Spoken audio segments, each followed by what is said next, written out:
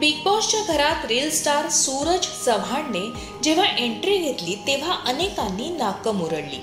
मात्र जसजसं बिग बॉसच्या घरातील सूरजचं वागणं, बोलणं, त्याचा खरा स्वभाव लोकांनी पाहिला तेव्हा ते त्याच्या प्रेमातच पडले.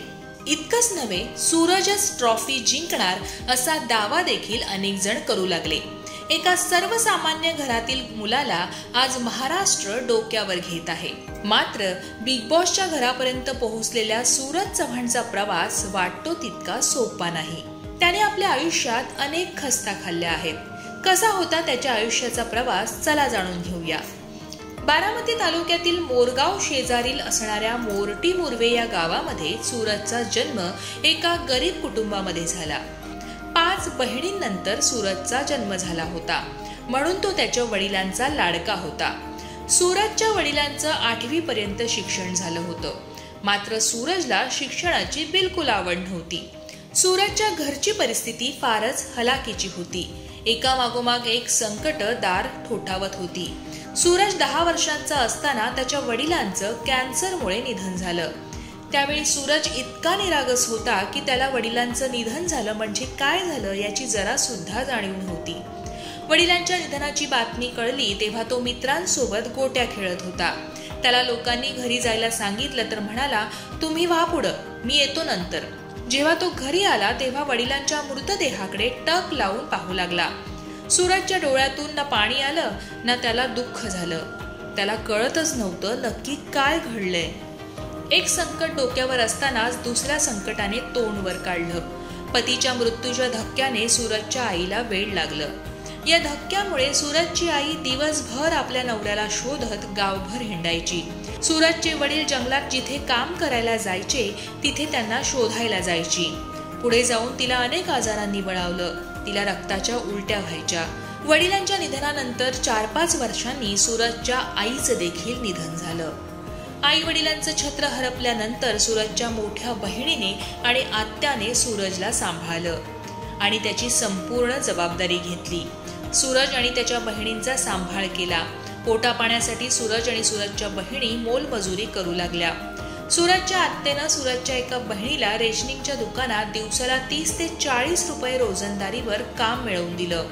दुसरी बहीण शेळी हाकण्यासाठी रानात जात असे, तर सूरज कोंबडी खताच्या कामासाठी पोल्ट्रीमध्ये जाऊ लागला.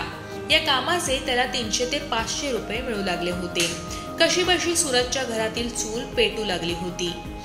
एके दिवशी सूरजच्या बहिणीच्या मुलानं त्याला टिकटॉक बद्दल सांगितलं. त्यानंतर सूरजनं त्यावरती एक व्हिडिओ बनवला. तो प्रचंड मोठ्या प्रमाणात व्हायरल झाला. लहान सहान कामं करून पोट भरणाऱ्या सूरजनं आपल्या कमाईतून एक स्वस्तातला सॅमसंगचा फोन घेतला होता. बहिणीच्या लहान मुलाने त्याला टिकटॉकवर व्हिडिओ कसे बनवायचे ते शिकवले. त्यावर त्याने व्हिडिओ बनवायला सुरुवात केली. त्याला चांगल्या प्रमाणात प्रतिसाद देखील मिळू लागला. मग त्यानेही पुन्हा मागे वळून पाहिलं नाही. त्याच्या अनोख्या शैलीत बनवलेले व्हिडिओ प्रचंड व्हायरल होऊ लागले. सूरज सोशल मीडिया स्टार बनला होता. परंतु परमेश्वराच्या मनामध्ये काही वेगळंच होतं. त्यानंतर भारतामध्ये टिकटॉकवरती बंदी आली आणि सर्वच टिकटॉकवरील क्रिएटर्स इंस्टाग्राम तसेच फेसबुकवरती शिफ्ट झाले. सूरजने देखील इंस्टाग्रामवर आपली जादू पसरवायला सुरुवात केली. सूरजचे व्हिडिओ एवढे व्हायरल झाले की बघता बघता इंस्टाग्रामवर सूरज चव्हाणचे जवळजवळ 1.5 मिलियन फॉलोअर झाले होते. तो दररोज 50 ते 100 व्हिडिओ तयार करायचा. त्याची लोकप्रियता इतकी वाढली होती की टिकटॉक हे त्याच्या उदरनिर्वाहाचं साधन बनलं. आसपासच्या गावातील छोट्या मोठ्या कार्यक्रमाला उपस्थित राहण्यासाठी त्याला आमंत्रणं मिळू लागली. टिकटॉकच्या माध्यमातून सूरजला दिवसाला 1000 रुपये मिळायचे. सूरजने या पैशातून नवं घर देखील बांधायला सुरुवात केली होती. मात्र सूरज हा अशिक्षित असल्याचा फायदा घेऊन काही जवळीक साधलेल्या लोकांनी या पैशावर डल्ला मारण्यासाठी त्याला मारहाण केल्याच्या घटना देखील घडल्या.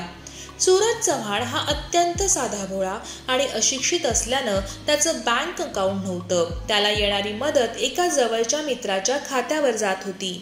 याशिवाय आलेली रोख रक्कमही सूरज अत्यंत विश्वासाने संबंधित व्यक्तीकडे देत होता. मात्र नवीन घर बांधण्यासाठी जेव्हा पैशांची गरज भासू लागली त्यावेळी हे पैसे देण्यासाठी मित्राने नकार दिला. सूरजने याबाबत जाब विचारला असता सूरजलाच गावात मारहाण केली गेली.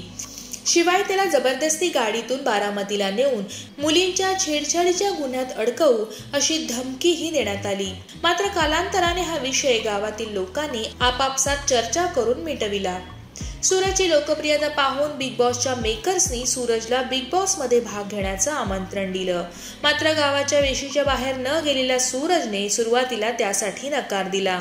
आधी झालेल्या फसवणुकीच्या भीतीने त्याच्या कुटुंबियांनी देखील त्यासाठी विरोध केला. बिग बॉस निर्मात्यांच्या अनेक प्रयत्नांनंतर अखेर सूरजच्या कुटुंबानं सूरजला बिग बॉस मध्ये भाग घेण्यासाठी परवानगी दिली. मात्र सूरजला बिग बॉसच्या घरात पाहणं काही जणांच्या पचनी पडलं नाही.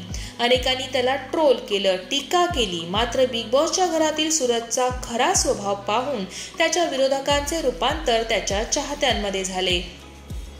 सूरजने आपल्या साध्या भोळ्या वागणुकीनं प्रेक्षकांची मनं जिंकली.